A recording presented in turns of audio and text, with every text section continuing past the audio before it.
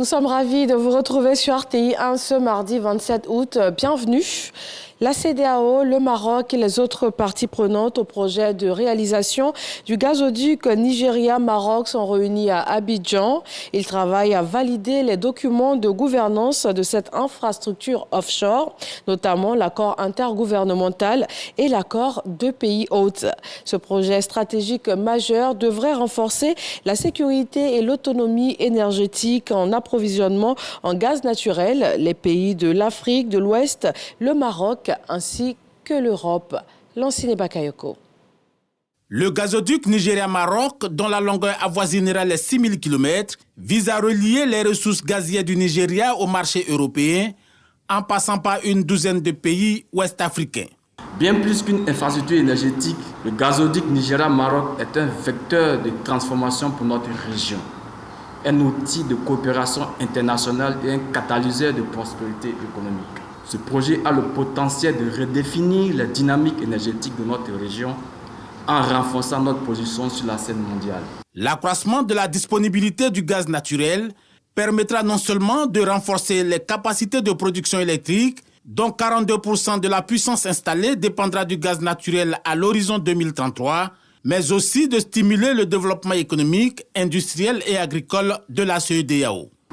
Le gaz naturel étant également une énergie pour le développement durable, son utilisation abondante dans la région permettra à nos États de contribuer aux efforts du monde de lutte contre les changements climatiques, de booster la mobilité propre et durable et de stimuler la pénétration de l'énergie de cuisson propre.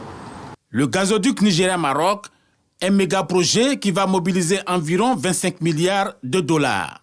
D'où l'importance de créer un consensus autour des documents réglementaires et institutionnels relatifs à ce gigantesque projet offshore. Des documents essentiels pour au moins 3 raisons. La première, c'est d'assurer une gouvernance transparente et efficace, afin d'éviter les conflits et assurer une gestion efficace des ressources. La deuxième raison que nous relevons, c'est de faciliter l'intégration régionale. La troisième raison, c'est de stimuler le développement économique dans notre sous-région en fournissant de l'énergie électrique moins onéreuse à partir du gaz naturel pour satisfaire les besoins des industries, mais aussi de nos populations. Le cadre juridique formalisé, la décision finale d'investissement est prévue courant 2025. Les premières retombées de ce pipeline transafricain sont attendues aux environs de 2028.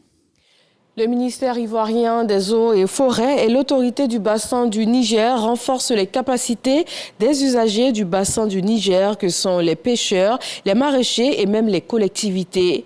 L'objectif est de contribuer à l'amélioration de la gestion des ressources en eau et de mieux capitaliser leurs activités. La période des vacances scolaires tire à sa fin. Pour les élèves, on se prépare à reprendre le chemin des classes après 3 mois de repos ou de distraction pour certains. Il y a aussi ces élèves qui mettent à profit les vacances scolaires pour mener des activités rémunératrices. Il s'agit pour eux de pouvoir assurer les frais de scolarité de la prochaine rentrée des classes.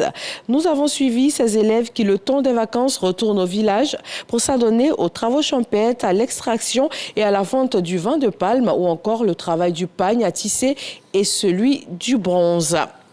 Sur le continent africain, à Nairobi, au Kenya, ce 27 août, les autorités ont officiellement annoncé la candidature de Raila Odinga pour la présidence de la Commission de l'Union africaine. Le président du Kenya, William Ruto, a salué un leader audacieux et éclairé. Le scrutin doit avoir lieu en février 2025 pour désigner le successeur du Tchadien Moussa Faki Mahamat.